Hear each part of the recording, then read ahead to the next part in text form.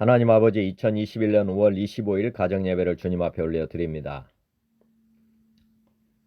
삼위 하나님을 영원히 예배하는 왕같은 제사장의 직분을 주심에 감사드립니다. 오늘의 말씀은 잠언 13장 14절부터 25절입니다. 지혜 있는 자의 교훈은 생명의 샘이니 사망의 그늘에서 벗어나게 하느니라. 선한 죄는 은혜를 베푸나 사악한 자의 길은 험하니라.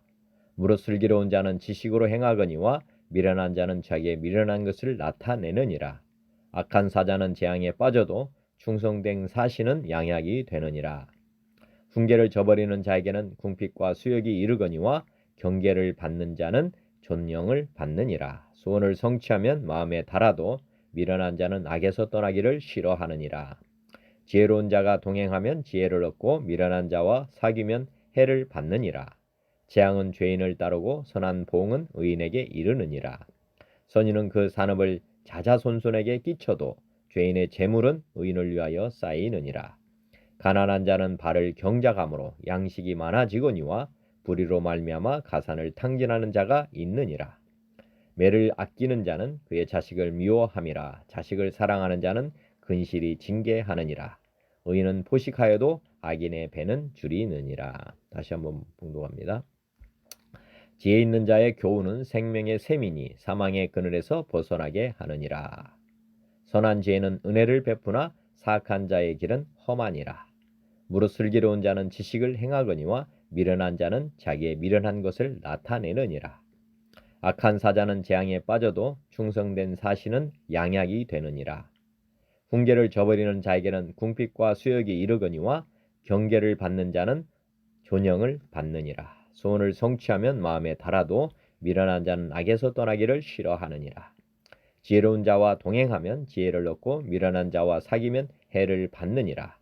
재앙은 죄인을 따르고 선한 보응은 의인에게 이르느니라. 선인은 그 산업을 자자손손에게 끼쳐도 죄인의 재물은 의인을 위하여 쌓이느니라. 가난한 자는 밭을 경작함으로 양식이 많아지거니와 불의로 말미암아 가산을 탕진하는 자가 있느니라. 매를 아끼는 자는 그의 자식을 미워함이라. 자식을 사랑하는 자는 근실이 징계하느니라. 의인은 포식하여도 악인의 배는 줄이느니라. 오늘 찬송가 254장 내 주의 보혈은 내 주의 보혈은 정하고 정하다. 내 죄를 정케 하신 주 날로라 하신다. 내가 주께로 지금 가오니 십자가의 보혈로 날 씻어 주소서. 약하고 주해도 주께로 나가면 임주시고 내 초함을 곧 씻어 주시네. 내가 주께로 지금 가오니 십자가의 보혈로 날 씻어 주소서. 나로라 하심은 온전한 믿음과 또 사랑함과 평안함 다 얻게 함일세. 내가 주께로 지금 가오니 십자가의 보혈로 날 씻어 주소서. 근죄인 봉받아 주 살 길을 얻었네. 한없이 넓고 큰 은혜 베풀어 주소서. 내가 주께로 지금 가오니 십자가의 보혈로 날 씻어 주소서. 이가 맘속에 큰 증거 됩니다. 내 기도 소리 들으사 다 허락하소서. 내가 주께로 지금 가오니 십자가의 보혈로 날 씻어 주소서. 아멘. 257장 마음에 가득한 의심을 깨치고. 마음에 가득한 의심을 깨치고 지극히 화평한 마음으로 찬송을 부르는 어린 양 예수의 그 피로 속죄함 얻었네. 속죄함 속죄함 주 예수 내 죄를 속했네. 할렐루야 소리를 합하여 함께 찬송하세. 그 피로 속죄함 얻었네. 금이나 은같이 없어질 보배로 속죄함 받은 것 아니요. 거룩한 하나님 어린 양 예수의 그 피로 속죄함 얻었네. 속죄함 속죄함 주 예수 내 죄를 속했네. 할렐루야 소리를 합하여 함께 찬송하세. 그 피로 속죄함 얻었네. 나 같은 죄인이 용서함 받아서 주 앞에 옳다함 얻음은 확실히 믿기는 어린 양 예수의 그 피로 속죄함 얻었네. 속죄함 속죄함 주 예수 내 죄를 속했네. 할렐루야 소리를 합하여 함께 찬송하세. 그 피로 속죄함 얻었네. 거룩한 천국에 올라간 후에도 넘치는 은혜의 찬송을 기쁘게 부르는 어린 양 예수의 그 피로 속죄함 얻었네. 속죄함 속죄함 주 예수 내 죄를 속했네. 할렐루야 소리를 합하여 함께 찬송하세. 그 피로 속죄함 얻었네. 찬송가 279장 인내하신 구세주여. 인내하신 구세주여 내가 비오니 죄인노라 하실 때에 날 부르소서. 주여 주여 내가 비오니 죄인오라 하실 때에 날 부르소서. 자비하신 보좌 앞에 꿇어 엎드려 자복하고 회개하니 믿음 주소서. 주여 주여 내가 비오니 죄인오라 하실 때에 날 부르소서. 주의 공로 의지하여 주께 가오니 상한 마음을 고치시고 구원하소서. 주여 주여 내가 비오니 죄인오라 하실 때에 날 부르소서. 만복 근원 우리 주여 위로하소서. 우리 주와 같으시니 어디 있을까? 주여 주여 내가 비오니 죄인오라 하실 때에 날 부르소서. 아멘.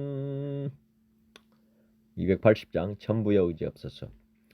천부여 의지없소서 손들고 옵니다. 주 나를 외면하시면 나 어디 가리까?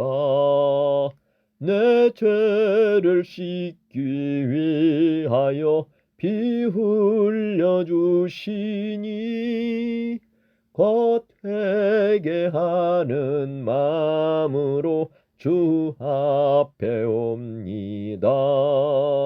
전부터 계신 주께서 영죽을 죄인을 보혈로 구해 주시니 그 사랑 한없네. 내 죄를 씻기 위하여 피 흘려 주시니 곧 회개하는 마음으로 주 앞에 옵니다. 나 예수 지함으로 큰 권능 받아서 주님께 구한 모든 것 늘 얻겠습니다. 내 죄를 씻기 위하여 피 흘려 주시니 곧 회개하는 마음으로 주 앞에 옵니다. 아멘. 295장 근죄에 빠진 나를.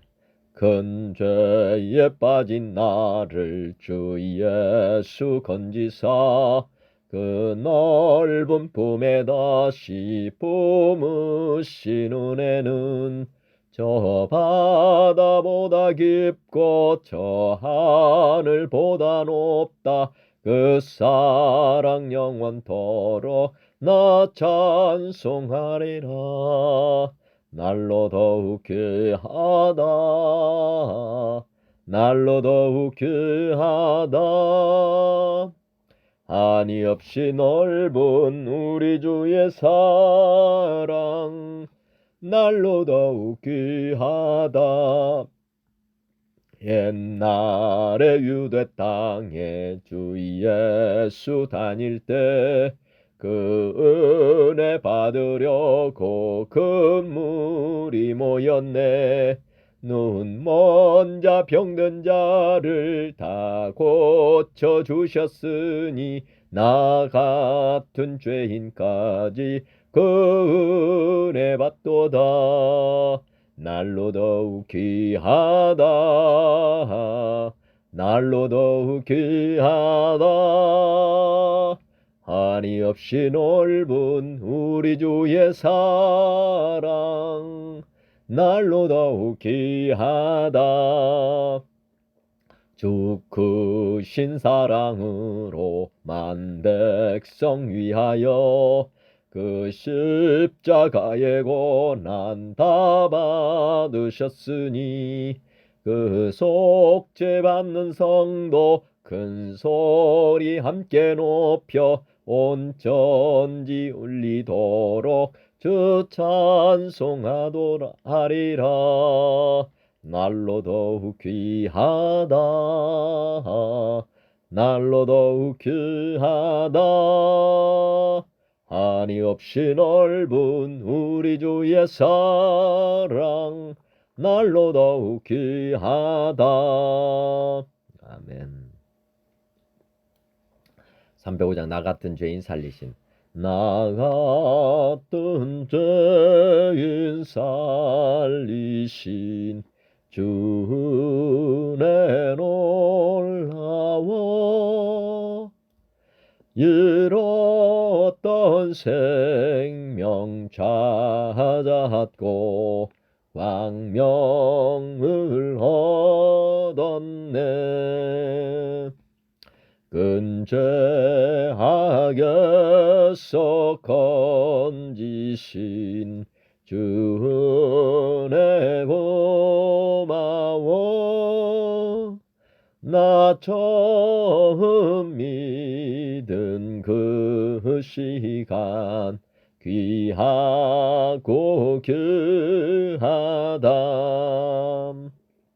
이제껏 내가 산 것도 주님의 은혜라. 또 나를 장차 본향에 인도해 주시리. 거기서 우리 영원히 주님의 은혜로 해처럼 밝게 살면서 주 찬양하리라. 아멘. 523장 어두운 제약길에서. 어두운 제약길에서 목자 없는 양같이 모든 사람 길 찾아 헤맨다. 자비하신 하나님 독생자를 보내사 너를 지금 부르니 나오라. 이때라 이때라 주의 긍휼 받을 때가 이때라. 지금 주께 나와 겸손하게 하래라. 구원함을 얻으리. 험한 십자가 위에 달려 돌아가신 주 다시 살아나셨네 기쁘다. 죄인 구원하실 때 어서 주께 나와 그 신 은혜 구하라. 이때라 주의 긍휼 받을 때가 이때라. 지금 주께 나와 겸손하게 하래라. 구원함을 얻으리. 험한 십자가 위에 달려 돌아가신 주 다시 살아나셨네 기쁘다. 죄인 구원하실 때 어서 주께 나와 그 신 은혜 구하라. 이때라 주의 긍휼 받을 때가 이때라. 지금 주께 나와 겸손하게 하래라. 구원함을 얻으리. 주의 귀한 말씀에 영원 생명 있나니 주님 너를 용서해 주신다. 주가 부르실 때에 힘과 정성 다하여 주의 은혜 받으라.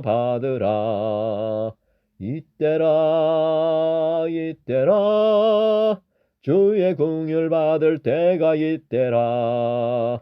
지금 주께 나와 겸손하게 하래라. 구원함을 얻으리.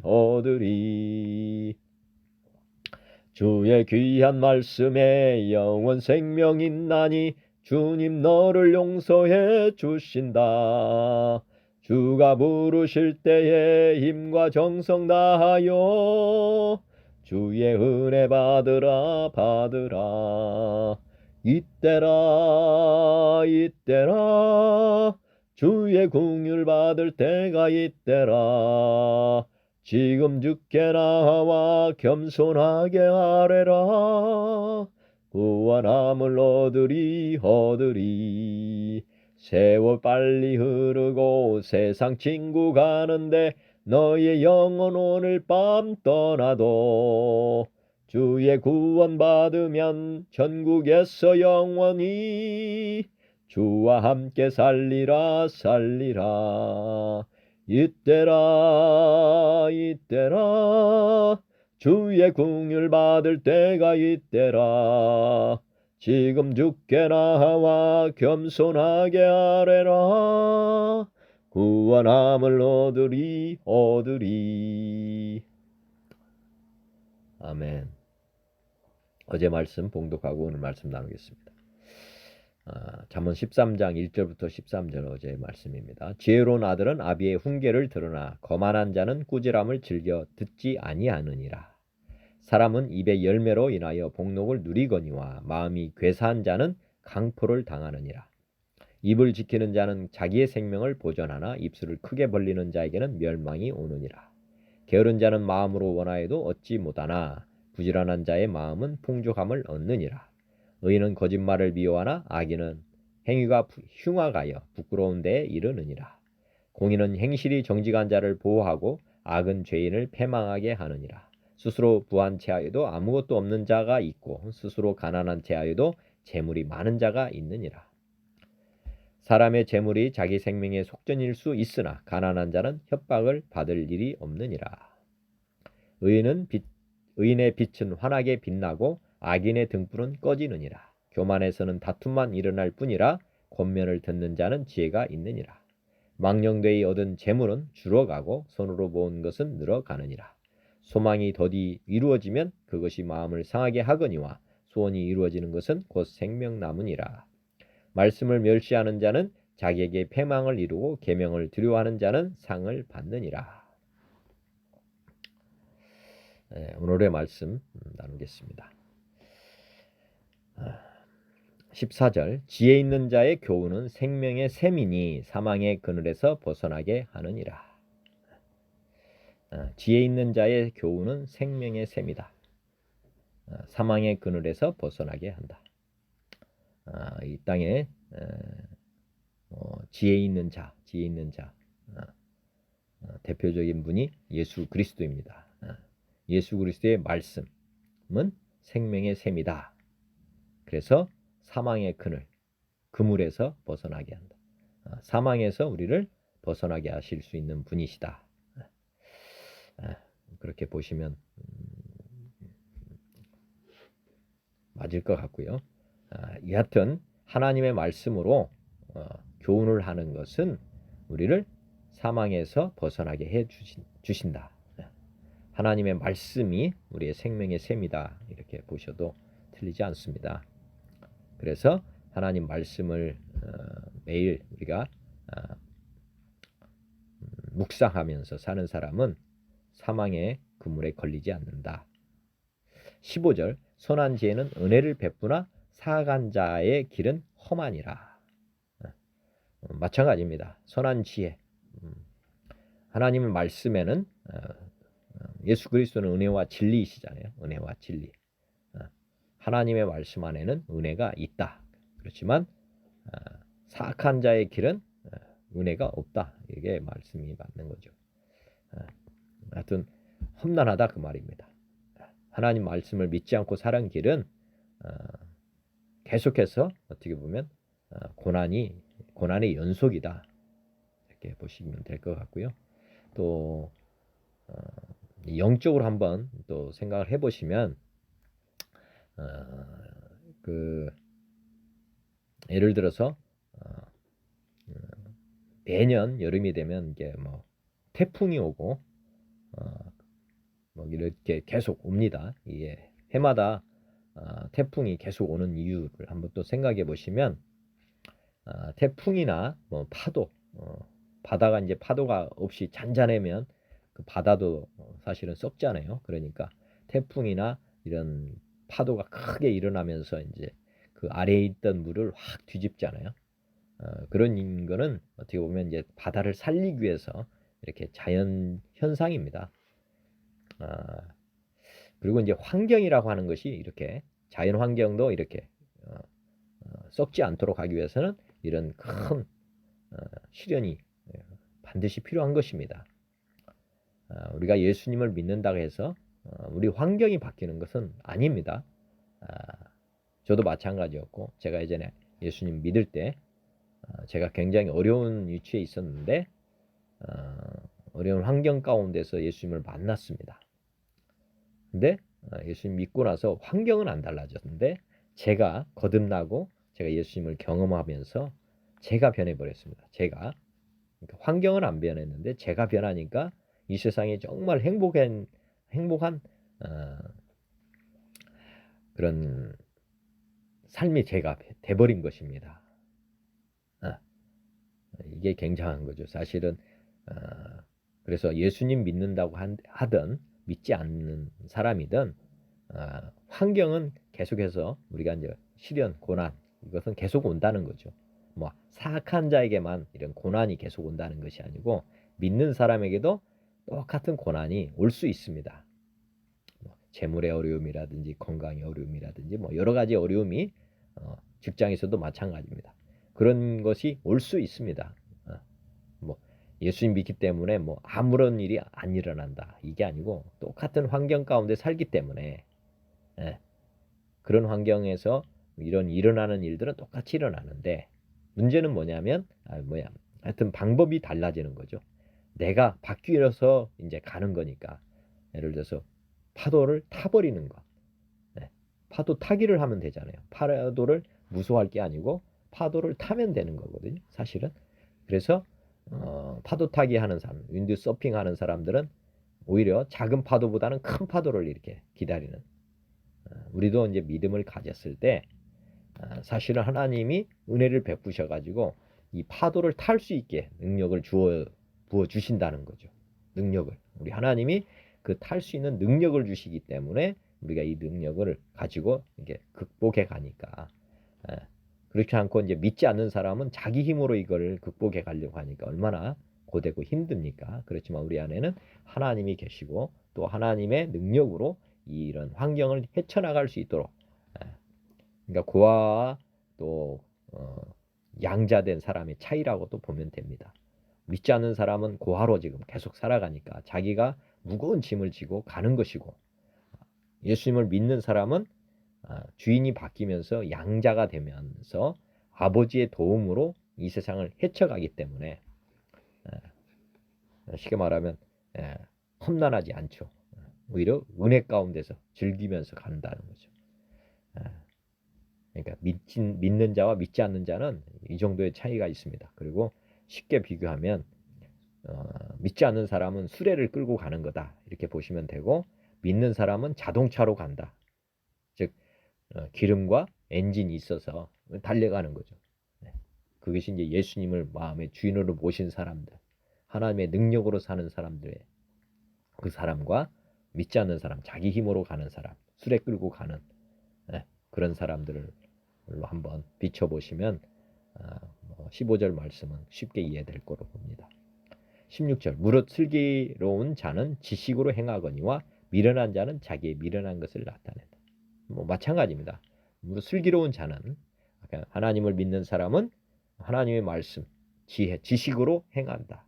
그렇지만 믿지 않는 사람, 미련한 자는 자기의 것으로 이제 나타내겠죠. 우리 마음에 하나님이 있는 사람과 없는 사람의 차이는 바깥으로도 나타난다.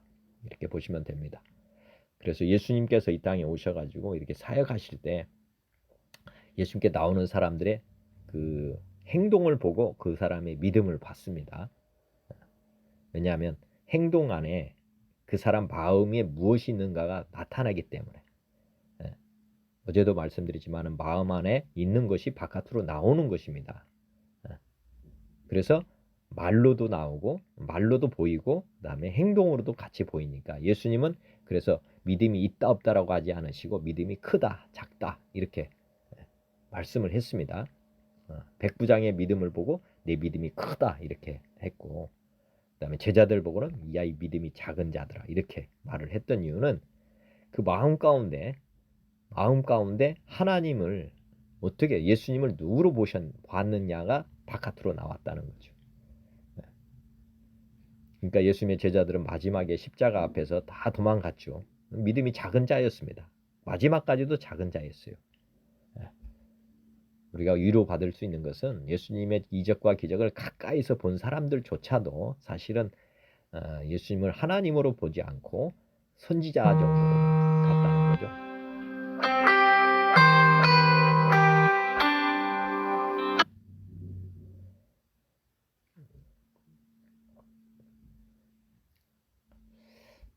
그렇게 보시면 됩니다.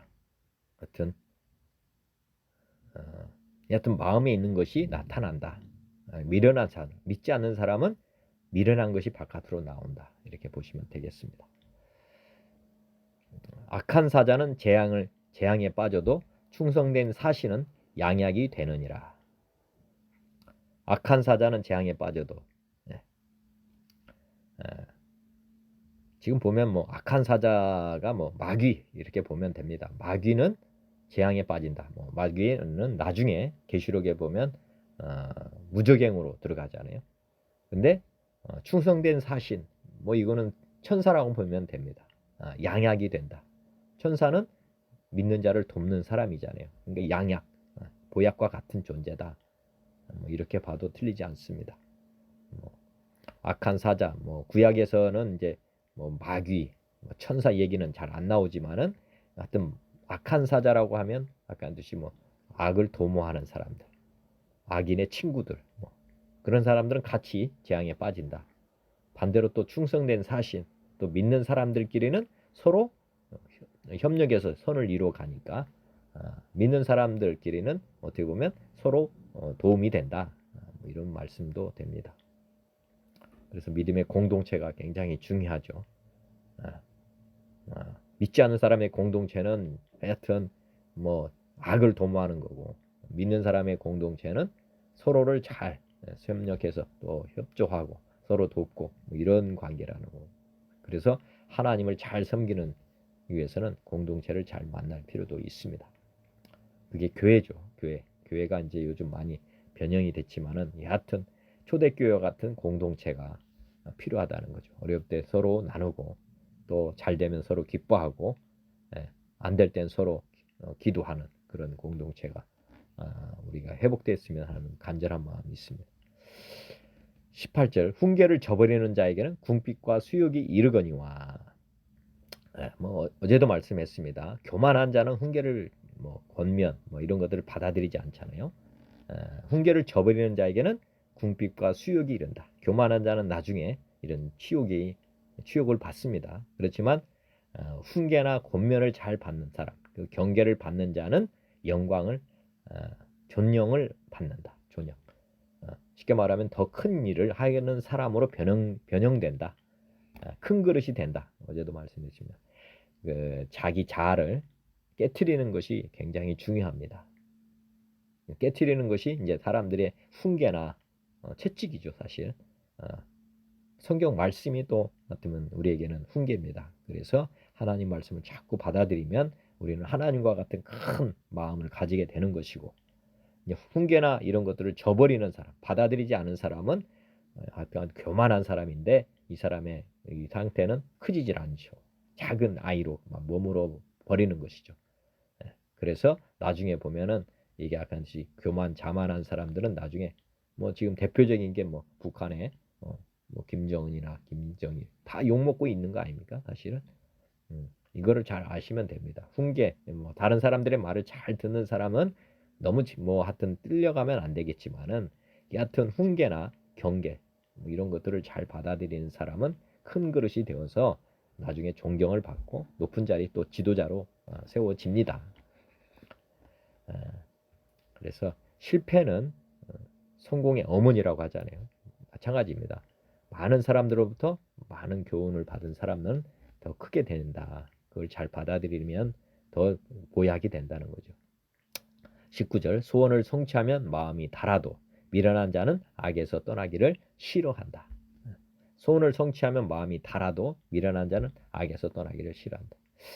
이 말씀은 약간 좀 모호한 측면이 있는데 이렇게 한번 생각해보면 좋을 것 같아요. 예를 들어서 많은 사람들이 이제 그 경마라든지 뭐 이런 것 빠지잖아요, 사람들이. 그리고 도박도 마찬가지고, 그 다음에 뭐 마약에 뭐 중독되는 사람도 많은데, 여하튼 소원을 성취한다.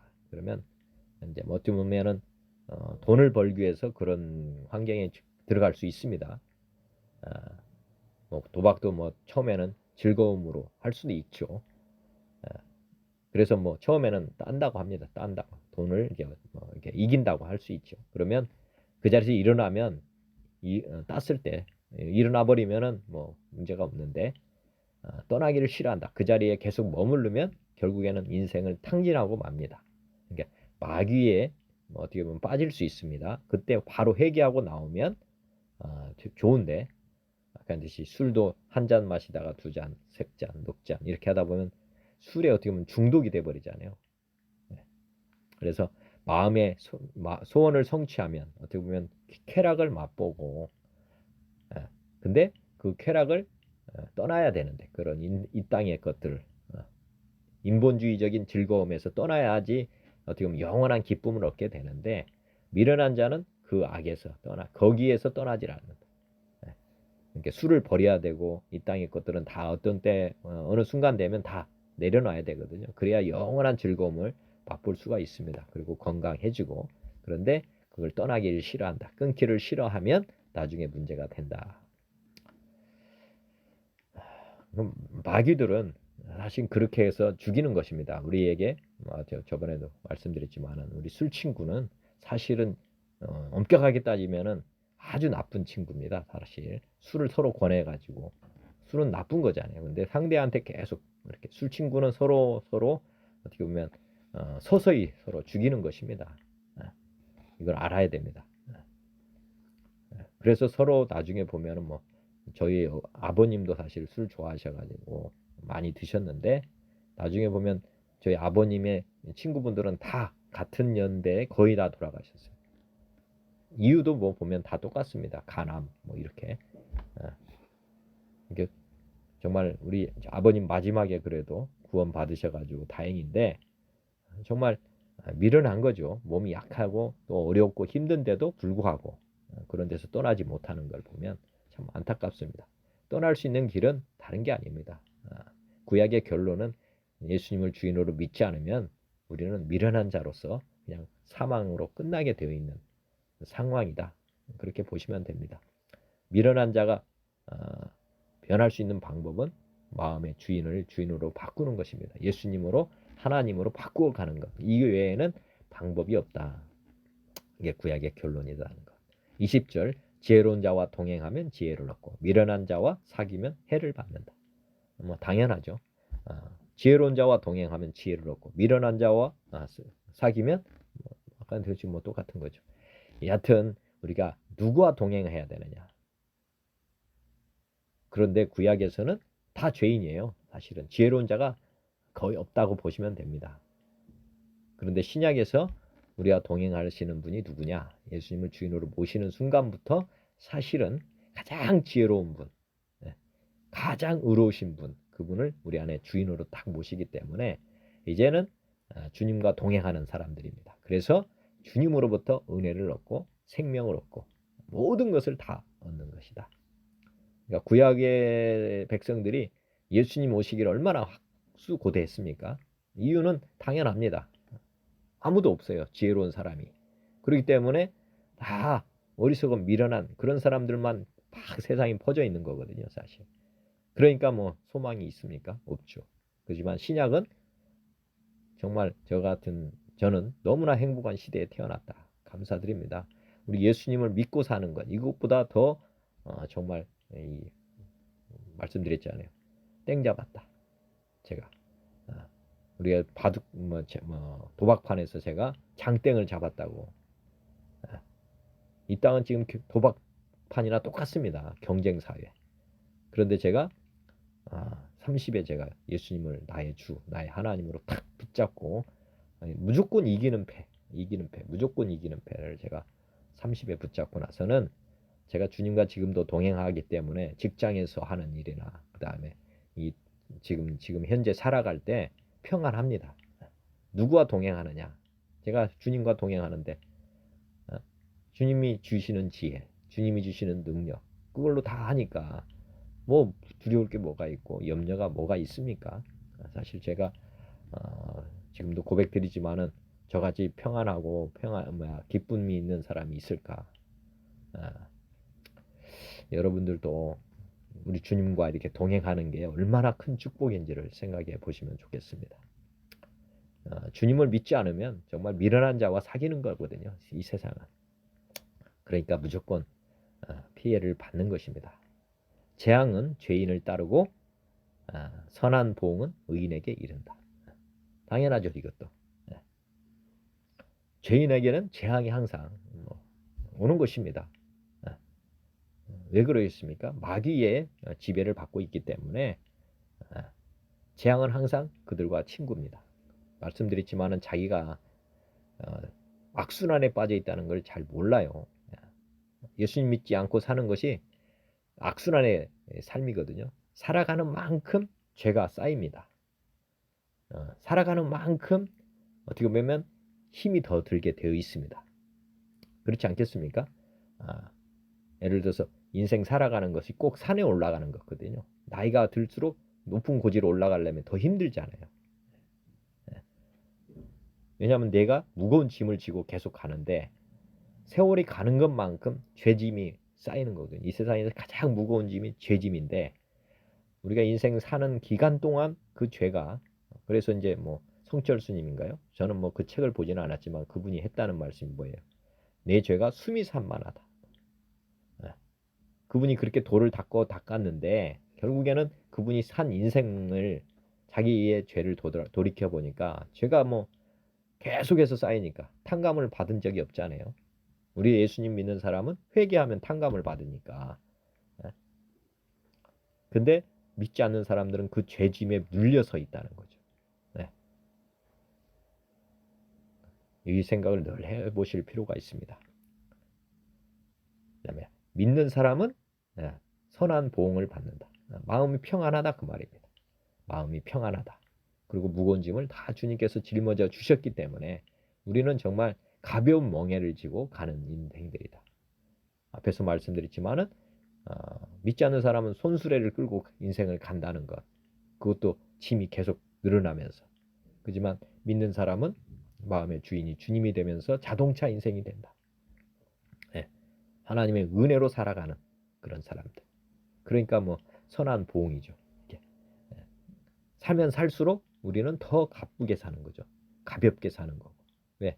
천국이 더 가까이 가고 더 기쁨이 날마다 넘치는 것이고 이게 선순환이고 마귀는 악순환. 이렇게 보시면 됩니다. 그러니까 사는 만큼 한 사람은 천국 백성이 돼서 너무 즐겁고 기쁘고 이렇게 가는 것이고 다 버리고 가는 거고 이쪽은 다 쌓고 가는 거고. 이게 지금 완전히 극과 극으로 가는 것입니다. 믿는 사람은 쉽게 말하면 무거운 짐을 지고 계속해서 쌓여가는 거고 믿는 사람은 계속 이 땅의 것을 버리고 가는 거고 그것을 지금 믿지 않는 사람들이 다 가지고 가는 거예요. 그게 얼마나 무겁습니까? 그리고 한 사람은 북쪽으로 가는데 한 사람은 지금 남쪽으로 가는 거예요. 이게 방향도 완전히 다른 거고 또 한 사람은 아까 말씀드린 이 땅의 것들을 다 쓰레기라고 해서 버리고 가고 이 믿지 않는 사람은 이 쓰레기를 또 얹어가지고 가니까 참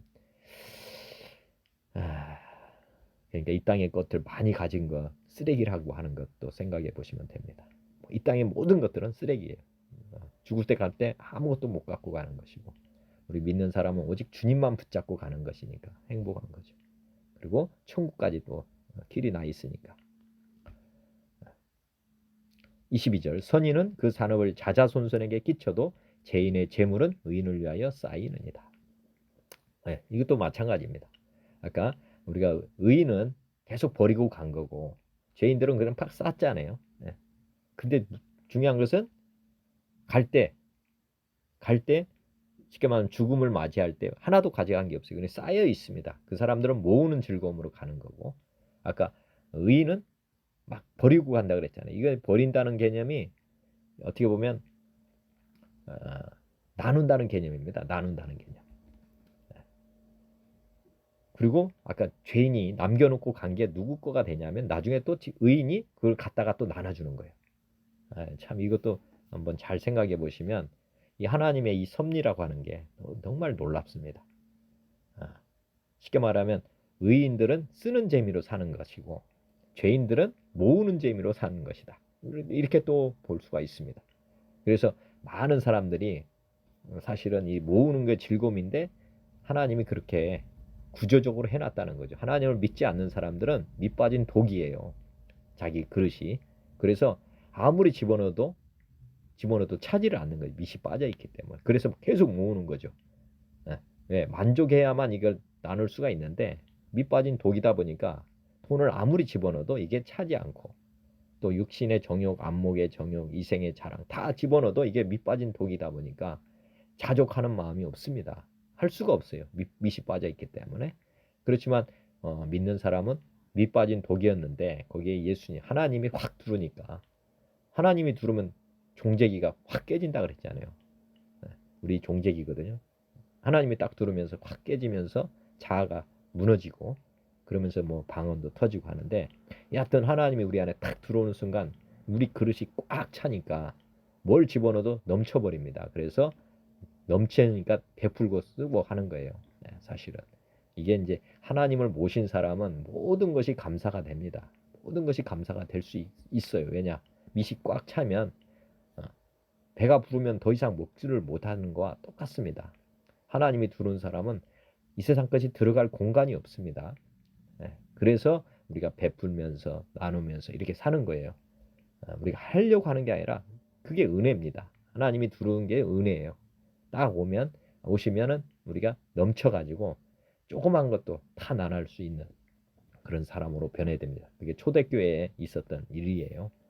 그런데 지금 교회가 지금 타락한 이유는 하나님이 모시지 않았든지 두 번째 그렇지 않으면 하나님을 지금 이제 주인으로 모시지 않고 자기가 다시 주인 돼서 손수레를 다시 끌고 가는 그런 지금 어떻게 보면 복음의 변질이 일어났기 때문에 그렇습니다.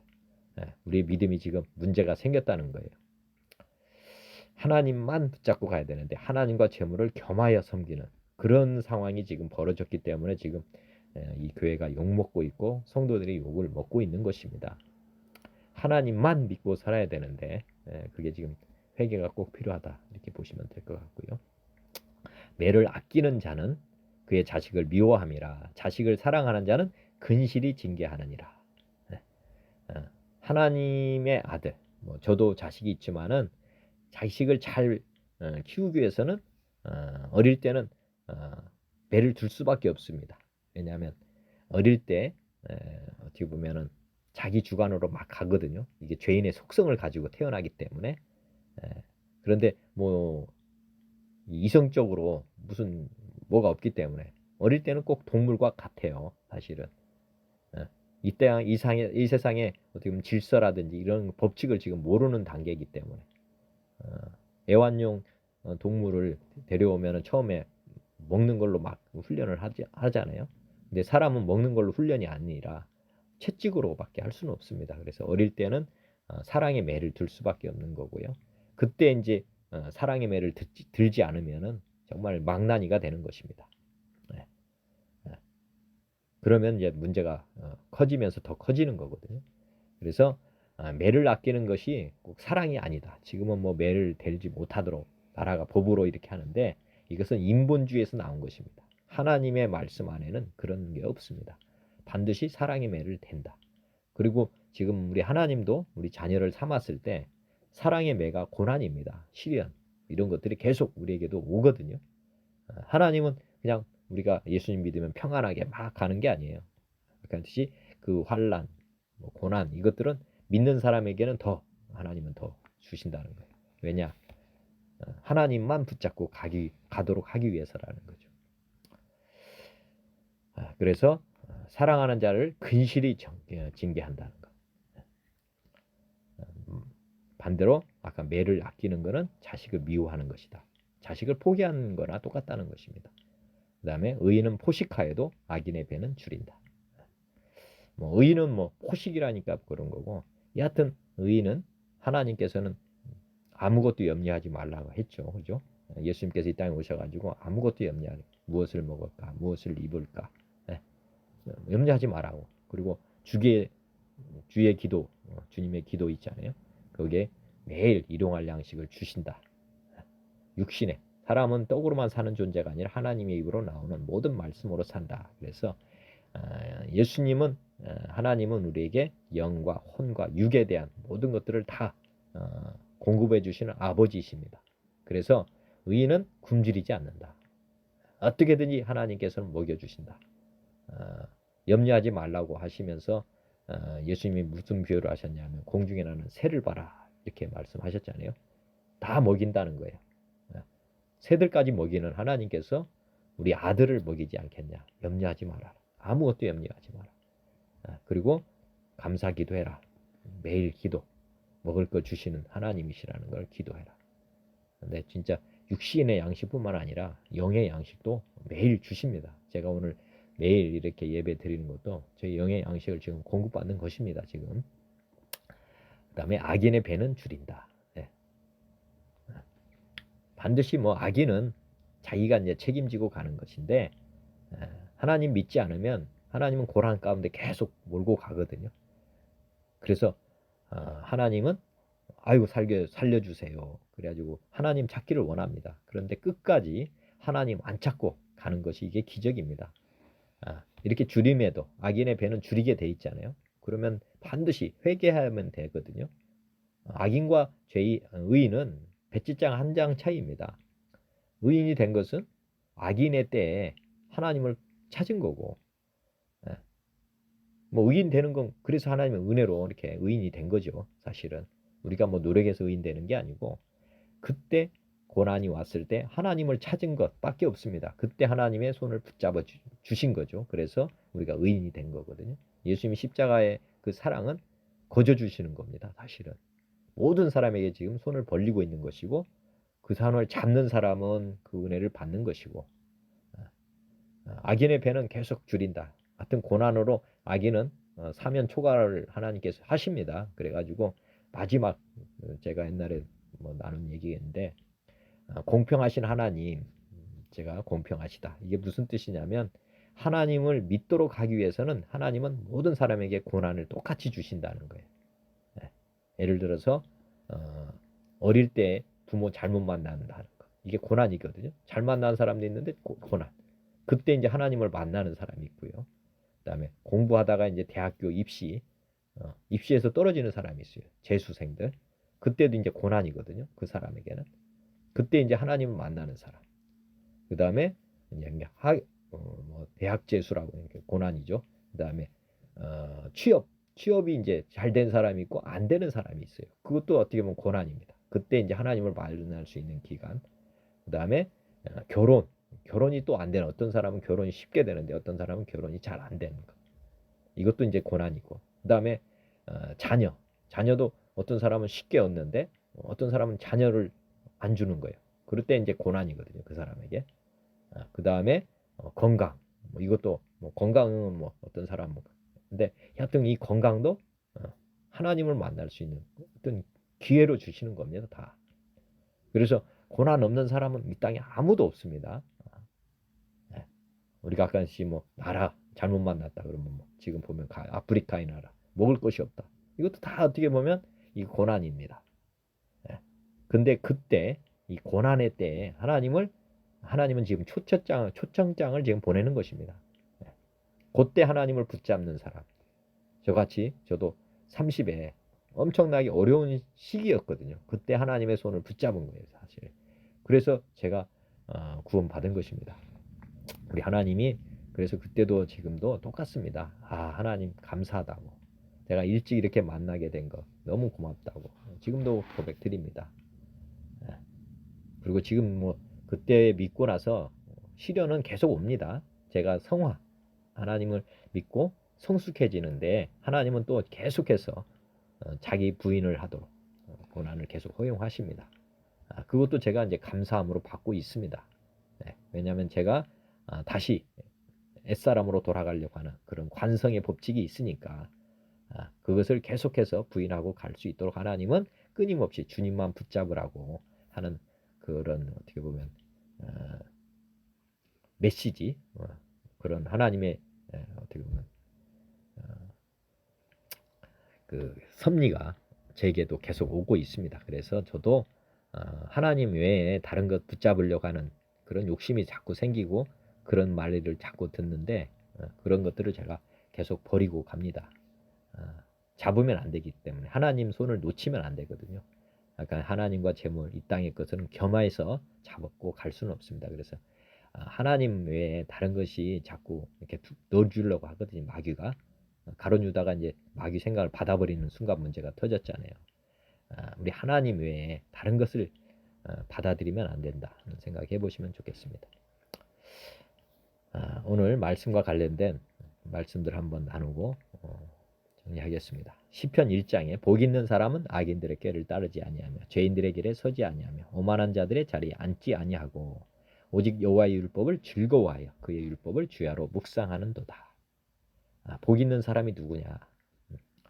한번 생각해 보시면 좋겠습니다. 그는 시냇가에 심은 나무가 철을 따라 열매를 맺으며 그 잎사귀가 마르지 아니함 같으니 그가 하는 모든 일이 다 형통하리로다. 악인들은 그렇지 아니하며 오직 바람에 나는 겨와 같도다. 그러므로 악인들은 심판을 견디지 못하며 죄인들이 의인의 모임에 들지 못하리로다. 무릇 의인들의 길은 여호와께서 인정하시나 악인들의 길은 망한다. 결론은 하여튼 방향이 틀리고요. 하나는 지옥으로 가고 하나는 천국으로 가는 길이니까 한번 잘 생각해 보시면 되겠고요. 로마서 5장 우리가 아직 죄인 됐을 때 그리스도께서 우리를 위하여 죽으심으로 하나님께서 우리에게 대한 자기의 사랑을 확증하셨다. 하나님이 우리에 대한 사랑을 증거로 주셨는데 그게 뭐냐? 우리가 아직 죄인 됐을 때 죄인을 위해서 자기 아들을 이렇게 저도 자식이 있는데 누군가를 위해서 자식을 줄 수 있느냐 한번 저에게 묻는다면 그래도 선인, 착한 사람 뭐 이런 사람을 위해서는 주라고 할 것 같아요. 만약에 우리 아이가 뭐 지금 현재 의식불명이라서 장기를 기증해야 된다 이렇게 저한테 선택권을 줬다면 그래도 죄인 지금 교도소에 있는 사람을 위해서 줄래? 아니면 지금 어린애 지금 막 태어나가지고 착하다고 볼 수 있는 이 어린애를 위해서 줄래? 이렇게 하라고 하면 저는 당연히 어린애를 위해서 주려고 할 거예요. 그런데 예수님 어떻게 했다고는 하시냐면 교도소에 있는 사람 그것도 지금 현재 뭐 나이가 많이 들어가지고 이제 오늘 내일 하는 그 사형수를 위해서 그 사랑 자기 아들의 장기를 줬다 이렇게 한번 생각해 보세요. 이게 뭐 우리가 죄인 됐을 때 자기 아들을 이렇게 줄 수 있는 사람이 어디 있겠습니까? 그 죄인의 입장에서 교도소에 있는 사람의 입장에서는 얼마나 큰 사랑을 느끼겠어요. 똑같은 것입니다. 사실은 하나님이 우리의 자기 사랑을 이렇게 확증해 줬다는 것. 하나님이 얼마나 큰 사랑을 우리에게 보여주시느냐. 한 사람이 순종하지 아니함으로 많은 사람이 죄인 된 것 같이 한 사람이 순종하심으로 많은 사람이 의인이 되리라. 예수님은 하나님의 아들이심에도 불구하고 죄인들을 위해서 이 땅에 죽어주셨고 가장 높은 곳에 있던 분이 가장 낮은 곳 죄인의 자리까지 왔고 또 죄인 중에서도 가장 악랄하게 죽은 죄인들이 죽는 그 십자가형을 받고 죽어주신 그래서 가장 높은 분이 가장 낮은 곳까지 내려갔던 이렇게 순종하셨습니다. 그래서 우리를 다 이렇게 살려주신 것입니다. 그래서 아담이 죄로 말미암아 모든 사람이 죄인이 됐는데 예수님 한 분의 이 속량하심으로 말미암아서 이제 모든 사람들이 이제 의인이 될 수 있도록 길이 열려졌다 보시면 되겠고요.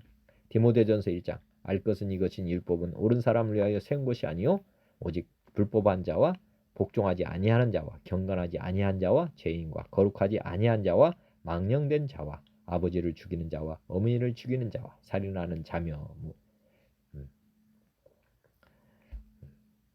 미쁘다 모든 사람이 받을 만한 이 말이여 그리스도 예수께서 죄인을 구원하시려고 세상에 임하셨다 하였도다.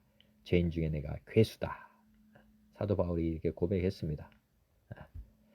사도 바울은 말씀도 많이 알았던 사람이고 그래도 율법에 흠이 없게 산 사람임에도 불구하고 아까 성철스님이 내 죄는 수미산하다고 했는데 그분도 사실 불교에서는 그래도 잘 수행을 했던 분이라고 하는 분인데 수미산만하다고 했고 우리 기독교에서도 그래도 말씀을 많이 알고 그다음에 의롭게 살았다고 하는 이분도 사실은 나는 괴수다고 이렇게 고백했습니다. 그러니까 어떻게 보면 행위로 의인 될 수 있는 사람은 없다는 것을 이분들이 이렇게 말씀하고 있는 것입니다. 하나님의 은혜 아니면 우리는 의인이 될 길은 없다 이렇게 말씀했다고 보면 됩니다. 야고보서 4장 하나님을 가까이 하라 그리하면 너희를 가까이 하시라. 죄인들아 손을 깨끗이 씻어라. 두 마음을 품은 자들아 마음을 성결하게 하라. 우리가 의인 될 수 있는 길은 하나님을 가까이 하는 것이고 하나님을 모시는 것입니다. 그 외에 다른 것은 없다. 두 마음을 품은 자들은 안 된다. 네가 주인 되면 안 된다 그 말입니다. 하나님만 섬기는 사람이 되어야 된다. 그리고 마음을 성결하게 해야 된다. 갈라디아서 3장 마음을 성결하게 하라는 것은 그릇, 우리가 하나님을 담는 그릇인데 이 그릇을 깨끗이 하라 그 말입니다. 갈라디아서 3장 또 하나님 앞에서 아무도 율법으로 말미암아 의롭게 되지 못할 것이 분명하니 이는 의인은 믿음으로 살리라. 이 무슨 뜻이냐면 행위로는 절대 의인이 될 수 없습니다. 의인이 될 수 있는 길이라고 하면 하나님을 믿음으로 하나님을 마음의 주인으로 믿어버리는 것. 이것이 이제 의인이 되는 길이라는 거죠. 요 길 외에는 다른 것은 없다. 하나님을 모시는 것, 우리 마음에 하나님을 창조주 하나님을 주인으로 모시는 것만이 우리가 이제 쉽게 말해 행위 주체에서 객체로 이렇게 바꿔가는 것 외에는 우리가 행위를 우리는 스스로는 못하니까 하나님이 오셔서 행위를 해주셔야 된다는 거죠. 우리는 저번에 마징가 제트 예화 해줬잖아요.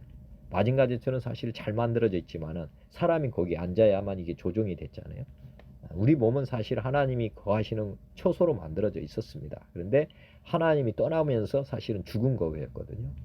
근데 이제 다시 이 옳게 마징가 제트가 활동을 하려면 다시 이제 사람이 앉아야 되는 것처럼 하나님께서 우리 마음 중심에 딱 앉으셔야만 이게 이제 사는 거가 된다 그 말입니다.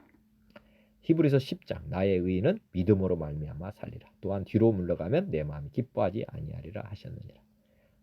계속해서 우리는 마지막까지 자기를 부인하고 자기 십자가를 지고 예수님만 쭉 따라가야 됩니다. 이것이 의인은 믿음으로 산다는 거예요. 나를 살릴 분, 생명의 길, 안내자는 주님밖에 없습니다. 그래서 계속해서 주님을, 보이지 않는 주님을 계속해서 붙잡고 달려가는 것. 이것이 결국에는 사는 길이다. 뒤로 물러가면 그 말은 주님을 바라보고 가다가 다시 이렇게 돌아서서 이쪽으로 와버리면 안 된다. 이거는 뭐 기뻐하지 않는다는 거죠. 주님의 마음이 기뻐하지 않는다. 계속해서 사는 길에서 돌아서 버리기 때문에 그렇다는 거죠. 요한복음 4장 내가 주는 물을 마시는 자는 영원히 목마르지 아니하리니 내가 주는 물은 그 속에서 영생하도록 솟아나는 샘물이 되리라.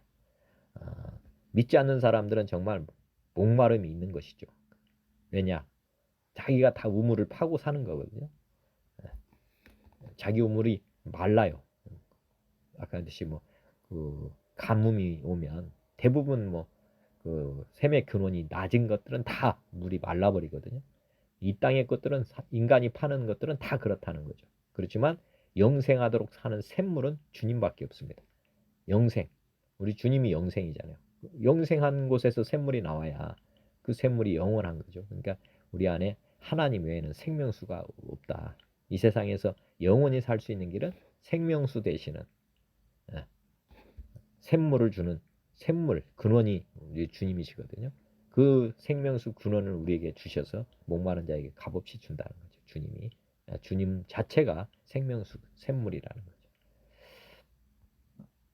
마태복음 7장 생명으로 인도하는 문은 좁고 길이 협착하여 찾는 자가 적다. 정말 보이는 것 중심으로 우리가 보이는 것, 들리는 것 중심으로 막 가잖아요. 근데 우리 주님은 보이지 않는 하나님이시니까 생명으로 인도하는 문은 좁고 길이 협착하다. 우리 예수님만 쭉 자기를 부인하고 가는 것. 이 세상은 다 자기가 주인이라고 하거든요. 인본주의, 자기주도 이렇게 가는 거고. 그런데 하나님으로 주인 삼으라고 가라니까 사람들이 뭐라고 합니까? 예수님 믿는 사람은 연약한 사람이라. 스스로 안 하고 말이죠. 이렇게 막 하거든요. 많은 사람들이 그렇게 자기주도, 요즘 보면 자기주도 학습도 나오고 또 인본주의 관점에서 인본주의, 인문학 이렇게 나오는데 이게 지금 많은 사람들이 그렇게 가고 있으면서 오히려 이제 예수님을 주인으로 믿고 가는 사람들을 아주 비아냥거립니다. 연약한 사람이다. 자기들은 더 강한 사람이라고 하는데 실제로는 예수님 믿는 사람이 강한 거죠, 사실. 왜? 하나님을 모시고 사는 거니까. 우리가 강하고 약하고의 문제가 아니라 생명으로 우리는 지금 가기 위해서 그런 거죠. 이 땅은 아까 했듯이 믿지 않는 사람은 가봐야 죽음 가지니까 시간기라면 다 아무리 훌륭하고 아무리 뭐 이런 사람도 다 시간 되면 다 죽지 않습니까? 그 다 죽음으로 그냥 가는 거예요. 그지만 믿는 사람들은 영원한 세계로 지금 가는 길을 우리가 지금 바라보고 가는 거거든요. 그게 성경의 말씀을 따라가는 겁니다. 그게 생명으로 인도하는 분이다. 마태복음 19장 예수께서 이르시되 어찌하여 선한 일을 내게 묻느냐 선한 이는 오직 한 분이시니라. 내가 생명에 들어가려면 계명들을 지켜라. 하나님 말씀을 무시하지 마라. 멸시하지 마라. 누가복음 12장 15절 그들에게 이르시되 삶과 모든 탐심을 물으치라. 사람의 생명이 그 소유에 넉넉한 데 있지 않다. 네. 사람의 생명을 얻기 위해서 막 돈을 벌고 하는데 그건 착각이라는 거죠. 사람의 생명은 소유에 넉넉한 데 있지 않다. 돈 많아야 하여튼 병원에 갖다 주는 것이죠. 그 사람이 생명을 얼마나 연장합니까? 길어야 100년인데 진짜 영생을 얻는 길은 소유하고 관계없다. 요한복음 1장 4절 그 안에 생명이 있었으니 이 생명은 사람들의 빛이라. 그 안에 예수님 안에 생명이 있다. 예수님을 모셔야 우리가 생명을 얻는 것이다. 요한복음 5장 24절 내가 진실로 진실로 너에게 이르노니 내 말을 듣고 또 나 보내신 이를 믿는 자는 영생을 얻었고 심판에 이르지 않으니 사망에서 생명으로 옮겼다. 예수님 말씀을 예수님을 믿는 사람은 영생을 얻었고입니다. 아버지께서 자기 속에 생명이 있음 같이 아들에게도 생명을 주어 그 속에 있게 하셨고 선한 일을 행한 자는 생명의 부활로 악한 일을 행한 자는 심판의 부활로 나오리라. 요한복음 6장 하나님은 하나님의 떡은 하늘에서 내려 세상에 생명을 주는 것이니라. 예수께서 이르시되 나는 생명의 떡이니 내게 오는 자는 결코 줄이지 아니할 터요 나를 믿는 자는 영원히 목마르지 아니하리라. 내가 곧 생명의 떡이니라. 나는 하늘에서 내려온 살아있는 떡이니 사람이 이 떡을 먹으면 영생하려니라 하느니라. 내가 줄 떡은 곧 세상에 생명을 주는 위한 내 살이니라 하시니라. 예수께서 이르시되 내가 진실로 진실로 너에게 이르노니 인자의 살을 먹지 아니하고 인자의 피를 마시지 아니하면 너희 속에 생명이 없느니라. 살리는 것은 영이니 육은 무익하니라. 내가 너에게 이른 말은 영이요 생명이다. 요한복음 8장에 예수께서 또 말씀하여 이르시되 나는 세상의 빛이니 나를 따르는 자는 어둠에 다니지 아니하고 생명의 빛을 얻으리라. 요한복음 10장 10절 도둑이 오는 것은 도둑질하고 죽이고 멸망시키는 것뿐이요 내가 온 것은 양으로 생명을 얻게 하고 더 풍성히 얻게 하려는 것이다. 예수님이 오신 이유는 우리에게 생명을 주시겠다. 요한복음 11장 예수께서 이르시되 나는 부활이요 생명이니 나를 믿는 자는 죽어도 살겠고 요한복음 14장 예수께서 이르시되 내가 곧 길이요 진리요 생명이 나로 맘지 않고는 아버지께로 올 자가 없다. 요한복음 20장 오직 이것을 기록하면 너희로 예수께서 하나님의 아들 그리스도이심을 믿게 하려 하며 또 너희로 믿고 그 이름을 힘입어 생명을 얻게 하려 함이다. 요한복음을 기록한 목적을 분명히 생명을 힘입도록 하기 위해서다. 로마서 8장에 보면 이는 그리스도 예수 안에 있는 생명의 성령의 법이 죄와 사망의 법에서 너를 해방하였다. 행위로 갈 수 없는 그 길을 이제 생명의 성령의 법이 생명 아까 예수님이죠. 예수님과 성령이 우리 안에 들어오실 때 우리가 이 죄와 사망에서 영생으로 간다는 거죠. 육신의 생각은 사망이요 영의 생각은 생명과 평안이다. 요한일서 태초에 있는 생명의 말씀에 관하여 우리가 들은 바요 눈으로 본 바요 자세히 보고 우리의 손으로 만진 바라. 생명의 말씀 예수님을 지금 말씀하는 거예요. 눈으로 봤다. 우리 손으로 만졌다. 부활하신 후에 예수님의 제자들이 만졌잖아요. 그렇죠? 이 생명이 나타나신 바 된지라. 나타났죠. 이 땅에. 이 영원한 생명을 우리가 보았고 증언하여 너에게 전하노니 이는 아버지와 함께 계시다가 우리에게 나타나신 바 된 이시니 예수님을 지금 말씀하고 생명이 나타났다. 그가 우리에게 약속하신 것은 이것이니 곧 영원한 생명이다. 우리는 형제를 사랑함으로 사망에서 옮겨 생명으로 들어간 줄을 알거니와 사랑하지 아니하는 자는 사망에 머물러 있다. 하나님을 사랑해야 돼. 그다음에 이웃을 사랑해야 돼. 아까 하나님의 사랑을 확증했기 때문에 우리도 하나님께 우리의 생명을 드려야 됩니다. 그게 사랑입니다. 요한일서 5장 또 증거는 이것이니 하나님이 우리에게 영생을 주신 것과 이 생명이 그의 아들 안에 있는 그것이다. 아들이 있는 자에게는 생명이 있고 하나님의 아들이 없는 자에게는 생명이 없다. 예수님을 믿어야 된다는 거예요. 그래야만 생명이 있다는 거죠. 요한계시록 2장 귀 있는 자는 성령이 교회들에게 하시는 말씀을 들을지어다. 이기는 그에게는 내가 하나님의 낙원에 있는 생명나무의 열매를 먹어 주어 먹게 하리라. 너는 장차 받을 고난을 두려워하지 말라. 볼지어다 마귀가 장차 너희 가운데서 몇 사람을 옥에 던져 시험을 받게 하리니 너희가 10일 동안 환난을 받으리라. 내가 죽도록 충성하라. 그리하면 내가 생명의 관을 내게 주리라. 예. 우리는 이 땅에서 이제 얻을 게 없습니다. 그래서 주님 앞에 죽도록 충성하는 것. 아까 자기를 부인하고 자기 십자가를 지고 계속해서 가면 생명의 관을 주시는 거예요. 요한계시록 3장 이기는 자는 이와 같이 흰옷을 입을 것이요 내가 그 이름을 생명책에서 결코 죽이지 아니하고. 이기는 자는 다른 게 아니라 나 자신을 이기는 것입니다. 나 자신을 이겨야 된다. 내가 자아가 있거든요. 자아를 파쇄해야 된다는 거. 내 자신을 이겨야 됩니다. 나를 부인해야 된다는 거고 자기가 십자가를 메고 가야 된다는 거죠. 왜? 내가 주인이 아니라 주님이 주인이어야 되는데 관성의 법칙, 죄의 관성의 법칙에서 계속해서 내가 주인으로 가려고 해요. 그래서 나 자신을 이겨야지 이게 주님의 말씀을 따라가는 거거든요. 이기는 자는 나 자신을 이겨야 된다 하는 것 이게 보시면 됩니다. 죄인은 누구냐? 죄인은 이렇게 쉽게 생각하면 내 안에 인본주의로 보면 됩니다. 자기 주도로 하는 사람이 이게 죄인이에요. 자기가 주인. 하나님 창조주를 바깥에 세우고 있는 거죠. 반대로 의인이 된다는 것 이건 죄인이고 뭐 내가 주인인 것 이게 내가 창조주를 부인하고 있는 거니까 죄잖아요. 기계가 지금 만든 사람을 막 무시하고 막 이러면 말이 안 되잖아요. 그건 죽여버려야 되잖아요. 똑같습니다. 지금 의인이 된다는 방법은 딱 한 가지예요. 창조주를 그냥 주인으로 바라보는 거죠. 그러면 이게 이제 의인이 되는 겁니다. 의인. 영생 뭐 똑같습니다. 이 그릇 안에 하나님이 들어오면 이게 영생이 되는 거죠. 하나님의 성전이 되면 이게 의인이다. 의인 되는 길은 주님을 모셔드리는 게 의인 되는 길이다는 거. 뭐 행위로 갈 수 있는 게 아니라는 거죠. 또 하나는 이제 계속해서 이제 어떻게 살아야 되느냐? 한 번 이렇게 영접하고 끝이냐? 그게 아니라 마태복음 16장 예수께서 제자들에게 이르시되 누구든지 나를 따라오려거든 자기를 부인하고 자기 십자가를 지고 나를 따르라.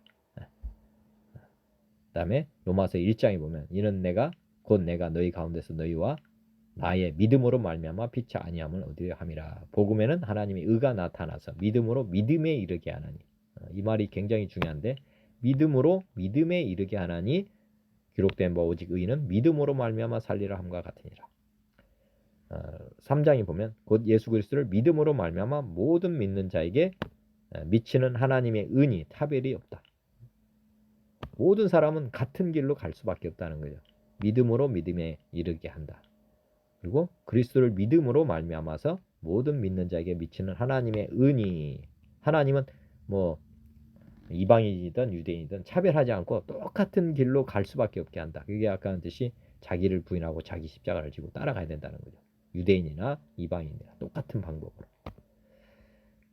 로마서 10장에 보면 믿음이라고 하는 것은 이제 어떻게 알아야 되냐면 믿음으로 말미암는 은은 이같이 말하되 내 마음에 누가 하늘에 올라가겠느냐 하지 말라 하니 올라가겠느냐 하면 그리스도를 모셔 내리는 것이요 혹 누가 무저갱으로 내려가겠느냐 하지 말라 하니 내려가겠느냐 하면 그리스도를 죽은 자 가운데서 다시 올리려는 것이요.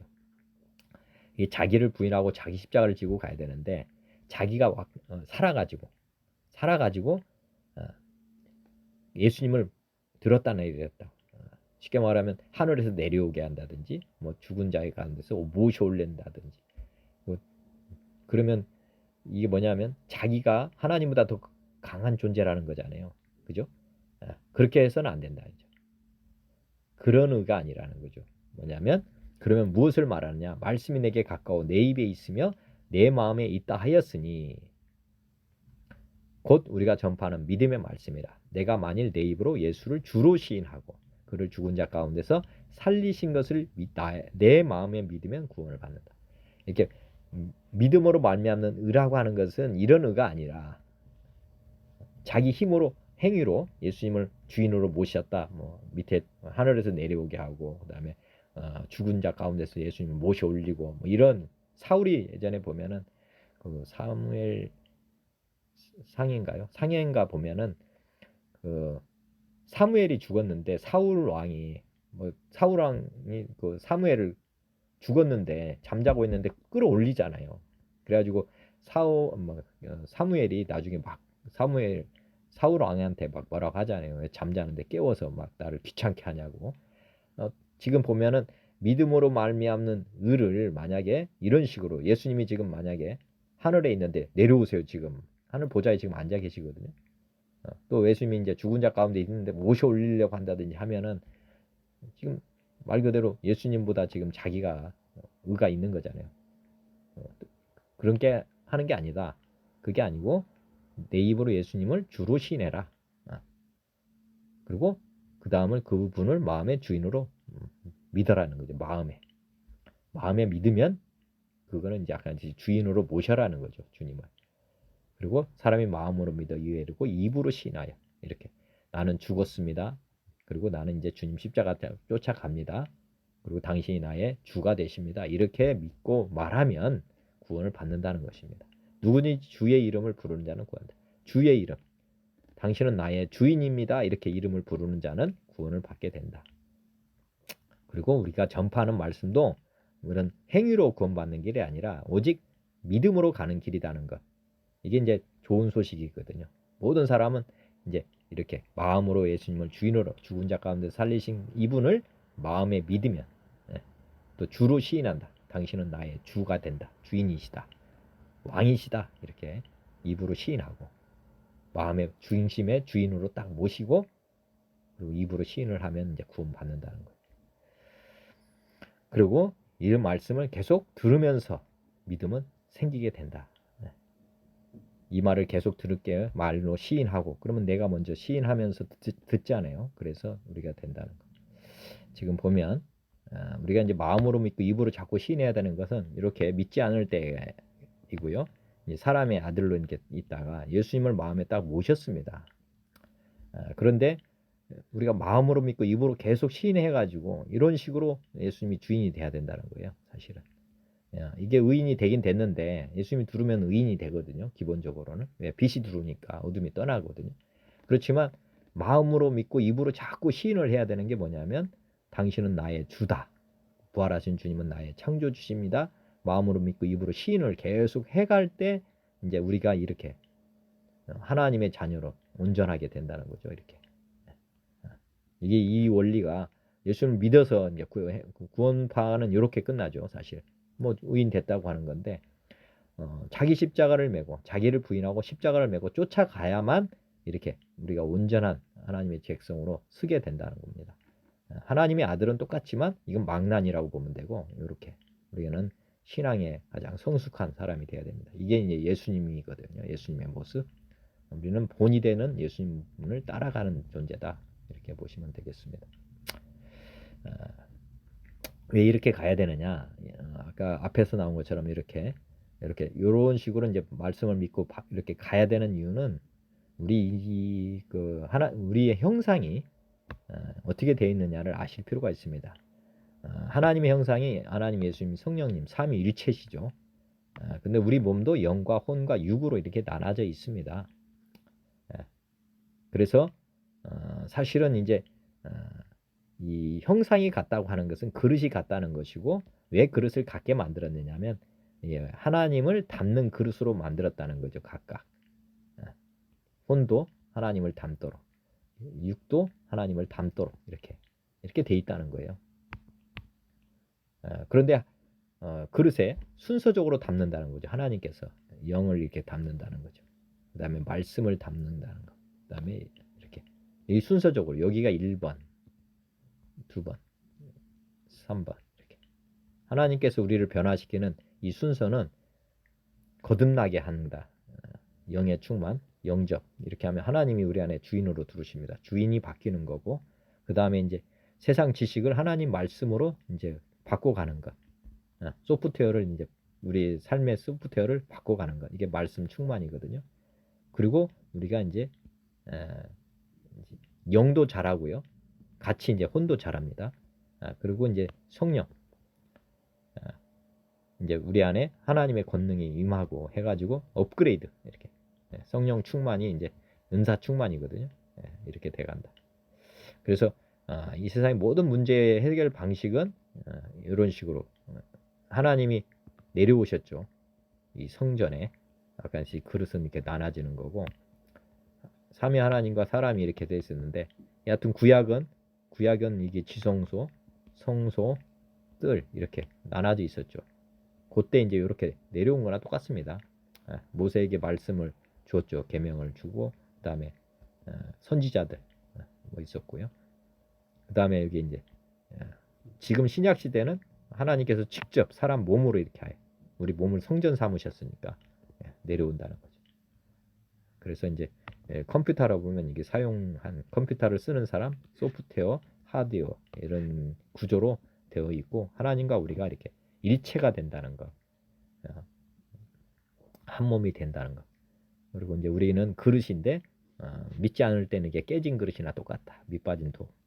그래서 아무리 집어넣어도 차지를 않습니다. 그지만 이제 하나님이 우리 안에 딱 들어오는 순간 우리는 원래 하나님이 담기는 그릇으로 만들었기 때문에 이렇게 하나님이 딱 들어오면 이게 그릇이 꽉 찹니다. 그리고 이게 이제 보화, 이제 주님이 우리의 보화가 되는 거예요. 이 땅의 것들은 아까 블랙홀이나 똑같기 때문에 쓰레기입니다. 또 예수님 믿지 않으면 다 쓰레기인데 하나님 이 세상에서 보화는 하나님밖에 없습니다. 하나님만 담아야 돼. 하나님과 말씀. 우리가 골고다 언덕에 이 세 개의 십자가는 말씀드렸지만은 예수님과 함께 죽은 옛사람, 왼쪽 강도 옛사람이 죽었다. 강도 같은 우리는 죽었고 우측에 이제 낙원에 이르렀던 강도 한 사람 있잖아요. 그거는 우리의 물 세례는 죽음을 옛사람이 죽었다는 것. 그 다음에 성령 세례, 부활한 낙원에 이른 이 우편의 강도, 주님과 함께 산 존재 이렇게 보시면 됩니다. 성령 세례는 그렇게 살아있는 존재가 됐다. 그리고 지금 이제 우리 그 예수님을 대신해서 풀려났던 바라바라는 어떻게 살아야 되느냐? 화목제물로 예수님이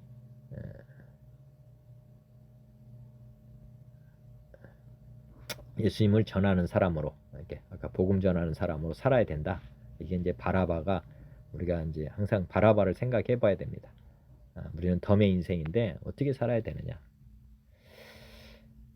어떻게 요한복음 5장 아버지께서 죽은 자들을 일으켜 살리심 같이 아들도 자기가 원하는 자들 살린다. 진실로 진실로 내게 이르노니 죽은 자들이 하나님의 아들의 음성을 들을 때가 오나니 곧 이때라. 듣는 자는 살아난다. 보면은 뭐 아버지께서 죽은 자들을 일으켜 살리심 같이 진실로 내게로는 죽은 자들, 여기서 죽을 자들이 아니라 죽은 자들이잖아요. 우리는 이미 선악과를 따먹으면서 우리는 죽은 사람입니다. 죽은 가지하고 똑같아요. 죽은 가지. 태어날 때부터 가지로 뚝뚝뚝 떨어진 가지들. 그래서 가지가 마르는 게 우리 인생이라고 보시면 됩니다. 근데 예수님이 이제 포도나무가 되고 우리를 젖불 붙여서 살아나는 거거든요.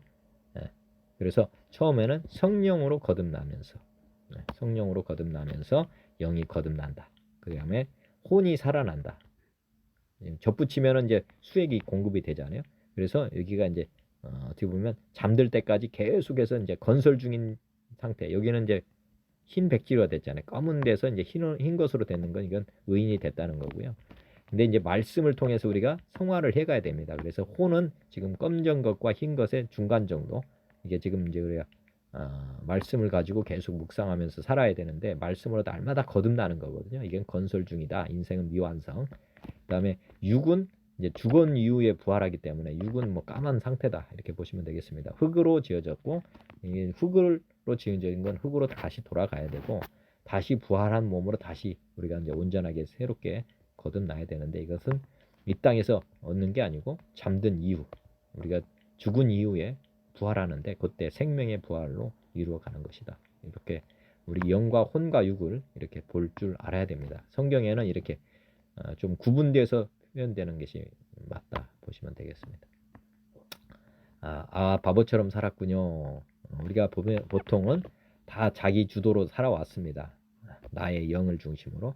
그런데 우리는 그렇게 사는 존재가 아니었다는 거죠. 처음부터 예수님과 함께 사는, 우리는 예수님과 함께 사는 존재였다는 거예요. 그래서 신본주의로 살아야 되는데 대부분은 다 아까 말씀드렸지만은 인본주의로 착각하고 산다는 거죠. 그래서 다 지금 바보처럼 사는 것입니다.